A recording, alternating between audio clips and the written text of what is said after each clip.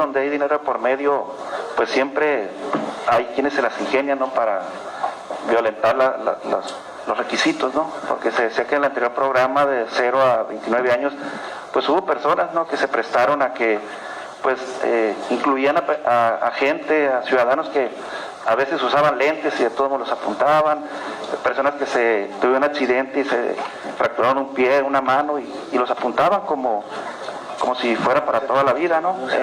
¿Hay algún candado para esto, secretaria, para evitar que pueda ocurrir actos de corrupción? Gracias. Lo vamos a hacer doble, ¿verdad? Sí, este es un tema muy importante porque hay que hacerle un llamado a la ciudadanía y dejar muy claro que la pensión es para las personas que viven en condición de discapacidad permanente. Es decir, por eso nosotros tenemos que solicitar entre los documentos el certificado de discapacidad permanente. ¿Quién lo emite? Una institución de salud pública o el DIF del Estado también tiene facultades, no los DIF municipales, ¿sí? Solo los DIF estatales, porque están en el Sistema Nacional DIF, que son quienes tienen también la facultad de certificar la discapacidad. Y aquí nosotros, en el formato que van a llenar las personas, les hacemos unas preguntas sobre la funcionalidad. Estas preguntas se les denominan por la Convención de Naciones Unidas las 8 preguntas de Washington. Es decir, yo como persona uso lentes, ¿sí? Y con mis lentes ya veo bien.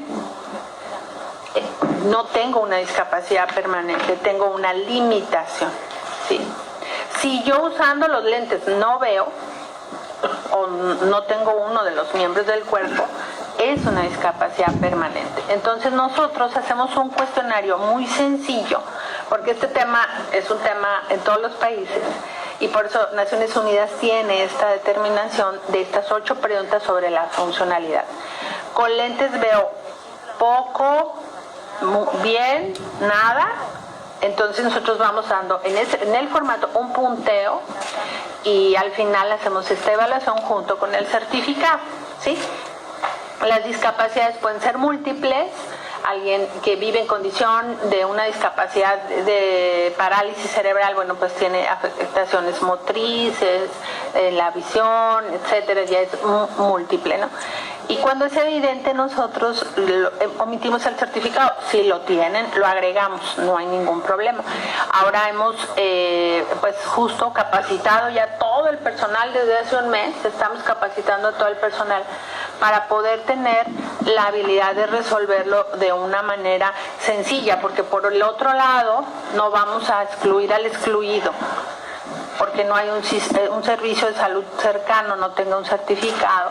Entonces, esta es la manera en la que Naciones Unidas establece cómo hacerlo sin volverlo un tema exclusivamente médico.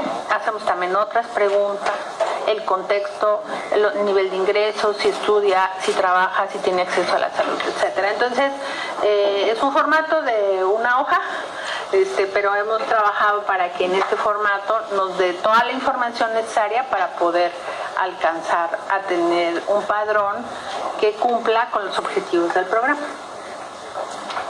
Gracias. Vamos con Rafael González de Reflectores MX y tendríamos 2 últimas participaciones ya de compañeros anotados. Sí, buenos días, secretaria, gobernador. Insistir un poquito en lo que usted ahorita está señalando. En la presentación decía que las instituciones privadas van a poder emitir certificados, ¿no? Que van a ser validados por ustedes, pues eso lo dijo. Por salud. Por salud. Ah, bueno, por salud.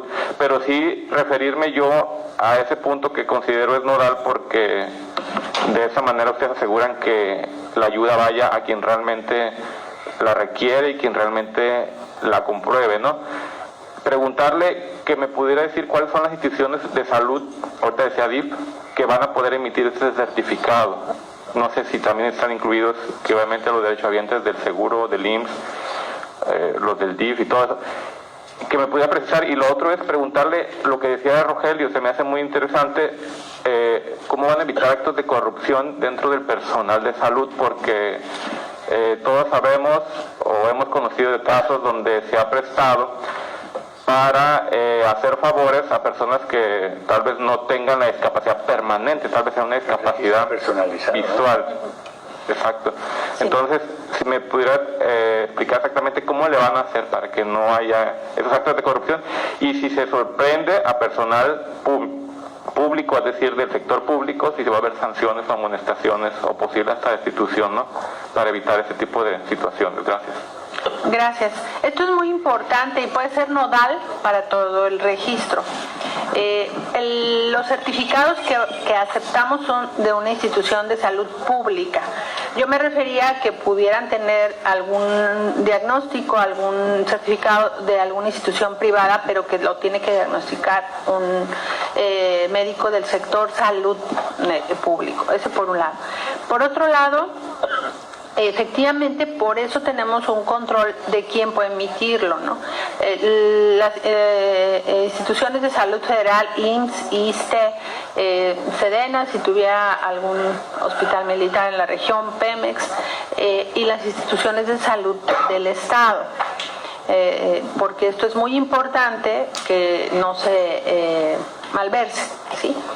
Y sobre todo hacer un llamado a la ciudadanía, que tengamos claro que una discapacidad permanente no es una enfermedad.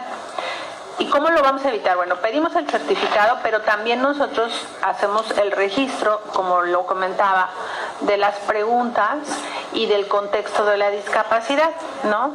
Entonces, es una valoración integral. Por eso, si ustedes ven en la presentación, si me ayuda Lidia con la primera imagen del primer gráfico, es un registro de solicitantes. A diferencia de adulto mayor que por tener 65 años tiene el derecho a incorporarse, este es un registro de solicitantes que nos permita poder definir si vive en condición de discapacidad o no. Alguien puede decir, en este momento tuve un accidente y tengo una fractura, ¿no? Y efectivamente está temporalmente en condición de discapacidad, pero es temporalmente, y la pensión es para personas que viven en esta condición de manera a lo largo de su vida, ¿no?, que es irreversible.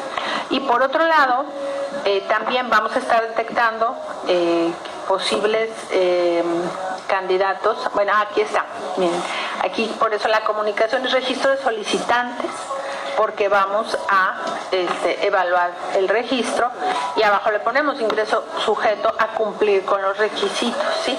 Ya hemos vivido esta experiencia que comentaba el compañero reportero en su anterior pregunta, y bueno, sensibilizar a las personas que los recursos son finitos, que el esfuerzo del señor gobernador es muy grande, igual del señor presidente.